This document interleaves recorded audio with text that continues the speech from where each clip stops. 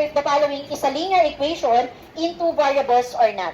Okay, dalawa lang ang sagot natin. Linear equation in two variables or not. Number 1, everyone, can you read? X plus Y equals 2. Okay, anyone? So answer the given for number 1. Yes, anak?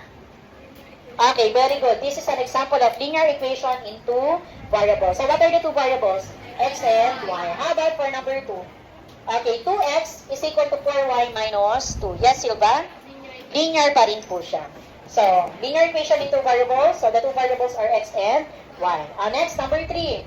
5x minus 3 is equal to 12. Yes, anak, at the back? Linear equation in one variable. Anong topic natin ngayon? Two variables. So, therefore, this is not. Kasi anak, isa lang yung variable. Kapag isa lang, linear equation pa rin siya, pero in one variable. Hindi siya pasok sa topic natin today. Kaya ang sagot ay not linear equation in two variables. Next, number 4.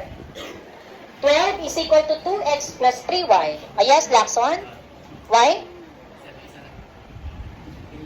Again. Lacson, what is your answer? Very good. Linear equation. What are the two variables? X and y. How about for number 5? X squared plus 3y is equal to negative 5. Yes, anak? Not. Bakit, anak? Very good. Because the exponent of the variable is greater than 1. Although dalawa yan, pero dapat ang exponent lang ay 1 at hindi lalagpas ng 1. Okay, therefore, not linear equation in two variables. And then for number 6, y is equal to 10 minus x. Aldovino? Okay, linear pa rin po siya. Okay, therefore, the given for number 6 is linear equation in two variables.